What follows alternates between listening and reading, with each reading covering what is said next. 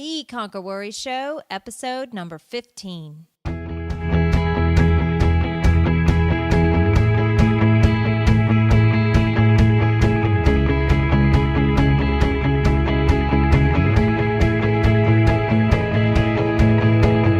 Welcome to the Conquer Worry Show, the show dedicated to helping people who struggle with mental health issues.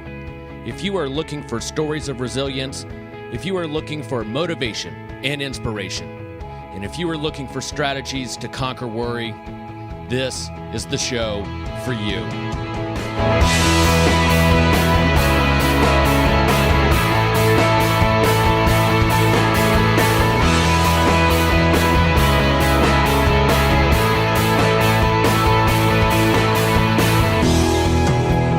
Glad you could join us for another episode of the Conquer Worry Show.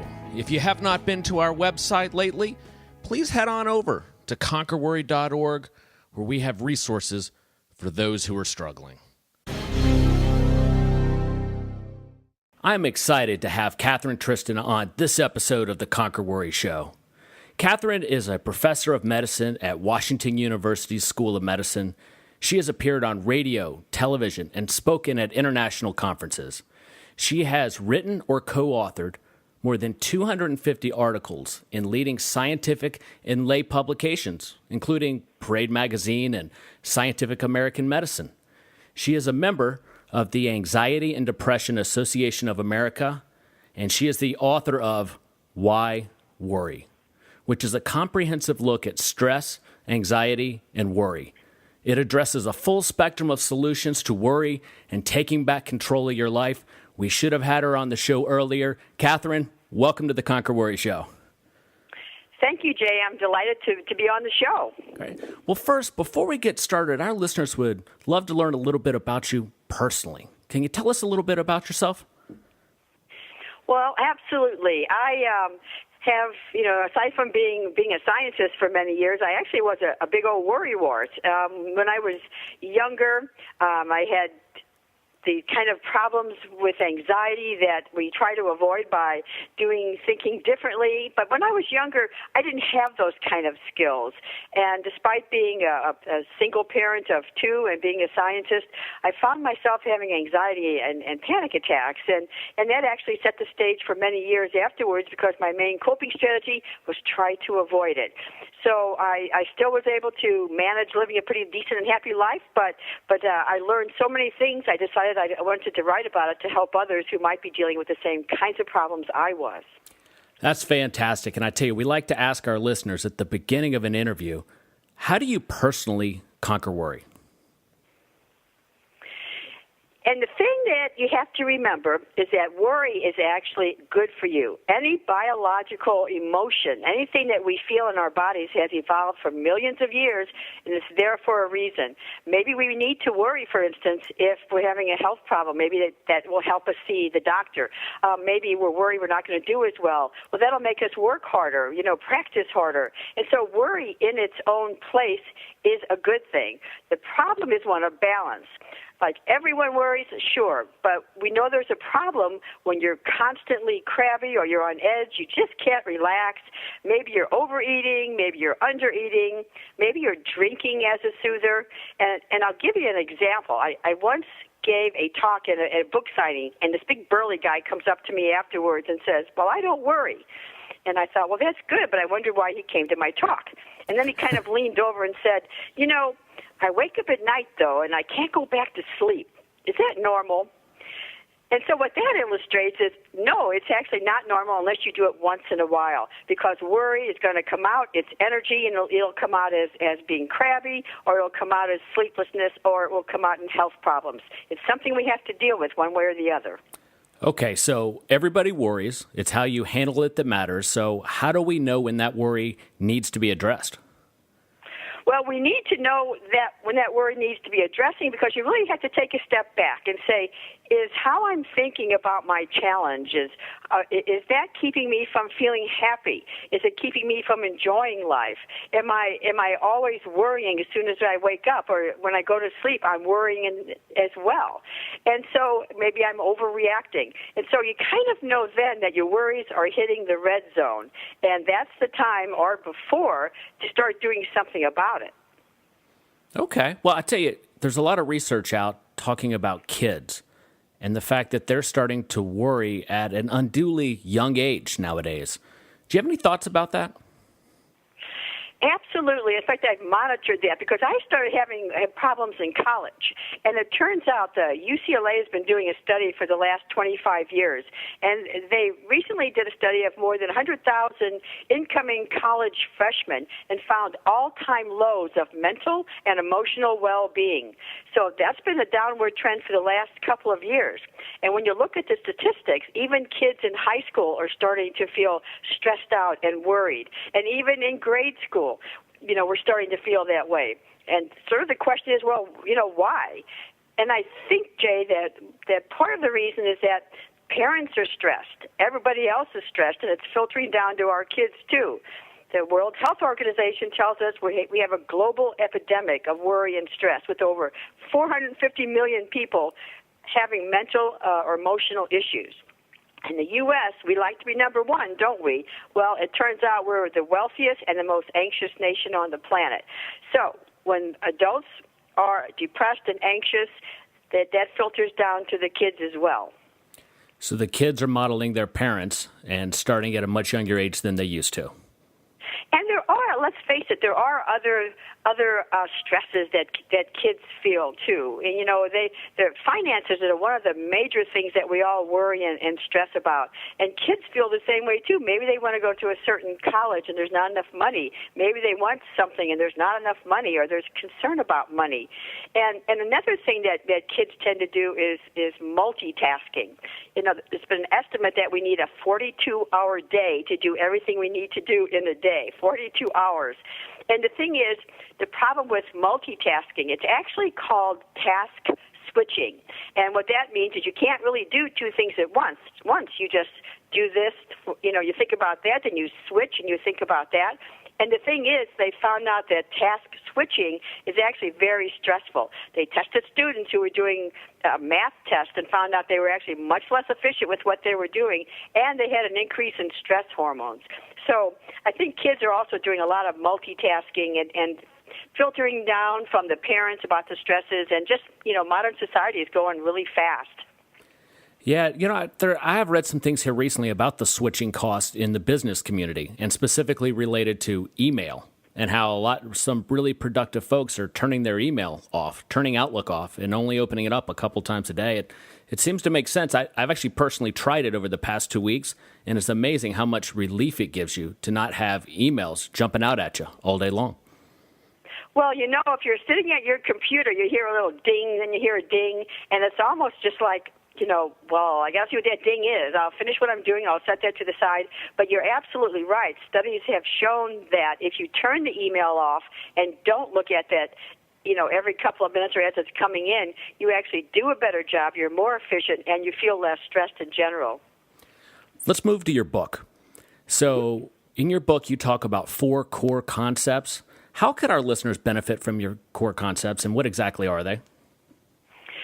Well, when I got over my anxiety and my worry, I looked at exactly how I did it. Actually, writing the book helped me figure out how I did it. And what I realized was that I changed from the inside out. I didn't just address the fear and the worry. I addressed how I was living my life. And I developed 4 core concepts, which is really a 4-step plan to make changes in your life that are productive and helpful. And the first one, core, is like an acronym. Then the C in core stands for choice. I may not be able to control the things that happen to me, and you've heard this before, but how I react to them is totally up to me. You have choices. Worry is a choice. Stress is a choice. How you want to think about them, those are choices. And the second part of the core concepts is O for outlook. Once you realize you have choices you can make, you choose to change your outlook. Let's reduce perfectionism. Let's figure out how to deal with anger and blaming and guilt. Outlook just tells us we can change how we're thinking about our lives, especially what is causing us stress. R in core stands for risk, and that is something we don't like to hear if we're worriers. But here's the thing: if you want to get moving in your life, you want to follow your passions, you want to pursue what makes you happy, got to take a little risk. But once you learn how to better deal with your life, you're in a position to take a risk. And then the E in core stands for embracing your spirit, and don't leave faith out of the equation. I think it's important also to find out what the higher, happier part of you is, and unearth it and put that right back up on the top. So when you look at your life change from the inside out using the idea of the core concepts, you not only you slow down your worry, you make it more reasonable, use it to work for you instead of against you, and you change your life to be happier. That's a great model. If somebody were to pick up your book, read through those explanations, how would you recommend that they implement that in their life? Is it a model where you would sketch out a plan to do that, or is it more of a thought exercise? No, it's actually what I did was I drafted a lot of ways that you can do this. At the end of each chapter, I have not only a summary, because I forget things, but a summary and things that you can do right here and right now to implement those ideas. So, and I like to keep things simple. I may be a scientist and I live with a lot of complexity, but I like to cut to the chase and be simple. So I provide lots of examples and stories that people can sink their teeth into and say, maybe get an aha moment and try to change their lives based upon some of the stories and the exercises. So it's very user-friendly, and the whole purpose is designed to make you think about things a little differently. Yeah, it sounds actionable. And you also mentioned in the book the concept of Wabi-Sabi. Could you tell our listeners a little bit about that? I loved hearing about this concept. Wabi-Sabi is actually a Japanese philosophy that was handed down from the Buddhists. And what Wabi-Sabi is simply a focus on the transient but beautiful nature of life. And it's what is perfection? Perfection isn't necessarily what we think. Sometimes perfection can be considered in things that are worn out and old, and there's a certain beauty to things that even aren't by our standard of perfect. In Tokyo, for instance, there's a museum, and it has a Wabi-Sabi section. And what it has is a nice old ancient vase, and there's a spotlight shining on it. And what it's shining on is a prominent crack right down the middle.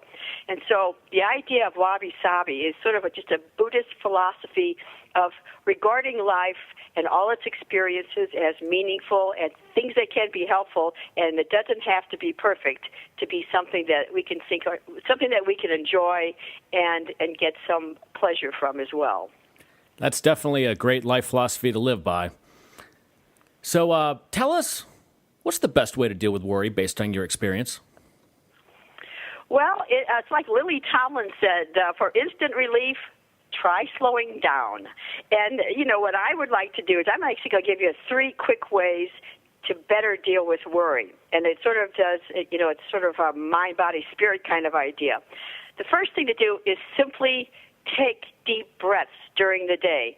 I do just breath checks. I'm usually at the computer maybe, or I'm in the lab, and I just not breathing too deeply. You just take deep breaths. Take 3 of them at once. You could even set your timer or something to try to remind you, breathe deeply. People who have anxiety and panic attacks out of the blue, it's not really out of the blue. They can look at them an hour beforehand and see there's carbon dioxide building up in their blood because they aren't breathing deeply. So if you want to try to relax, worry less, focus on your breath and check it numerous times during the day and just take some deep breaths. The second thing is focus on now. Don't focus on the over and done past that maybe is sorrowful or angry to you. Don't focus on the potentially scary future as you see it. Your power is in the present moment. When you focus on now, you will find yourself worrying less about what might happen and focus right now where things usually are pretty good. You'll handle whatever you need to handle. That's something that you'll do. You know that 85% of what we worry about never happens, 85%. And when bad things do happen, 80% of people say they handled it better than they thought they would. So just focus on the present moment. And the last thing is focus on positive possibilities. I call this possibilizing. With those statistics showing that 85% of what we worry about doesn't happen, that gives you an idea. Focus on what's right about now. Focus on what could happen that's positive. If you can do those three things, you will find out you'll be happier, more relaxed, and you'll enjoy your life a heck of a lot more. Yeah, that's a very useful model and very crisp and clear. So are any of those or any other method a path to quick relief in your opinion, in your experience? Yes. The quickest way is something that I teach called the stop, look, and listen method. The stop, look, and listen method means when your mind is going in a loop and you're worrying, something that I call terribilizing, just simply see a stop sign or say the word stop. Awareness and choice are your two most powerful tools. You have to be aware of how your mind is working and just say stop. Then look around, acquaint yourself with where you are. Usually you're focusing on some dire consequence that is not even going to happen. So look around you. Use your senses. What do you hear? What do you see? What do you feel besides fear?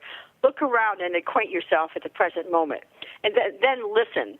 Listen to more compassionate self-talk than things that are either beating yourself up or things that are worrying you. If you can stop with the way you're thinking, stop the runaway train, look around and acquaint yourself to where you are now and you're fine, and then listen to something like, I'll handle it, or this too shall pass. Find your mantra that works for you and be prepared for any things that happen to you that are potentially stressful. It's better to think about them and have your toolbox ready to go. Kathryn, your book, Why Worry, appears to be packed full of actionable ideas and resources. Where can our listeners pick up a copy of this?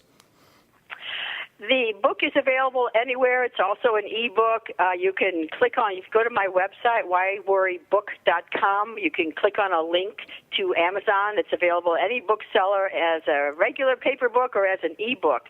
And so it's very much accessible for anyone. And we'll, of course, have those links in the show notes to this episode. Kathryn, we like to ask all of our guests at the end of an episode how you would recommend somebody find their all-important life's purpose. And then what is yours? You know what? I think my life's purpose, this is something we don't know when we're in the thick of things, is it? It's sort of when you look back and you can kind of savor the problems that you had. I think I needed to know what power meant and power over fear, because I always felt like I was a victim. The fear was bigger than me. Well, what I found out is I'm much bigger than the fear because I'm the one who gets to choose whether to accept it or not. So I think I had to learn where true power comes from, and it's an internal combustion engine inside yourself. You are the power, and you get to choose. That's the greatest power of all. Fantastic. Kathryn, thanks for joining us on the Conquer Worry Show, and we hope you come back and join us again on a future episode. I would love to, and thanks again for inviting me. We hope you enjoyed this episode of the Conquer Worry Show. For additional resources and tips on conquering worry, please visit our website at conquerworry.org.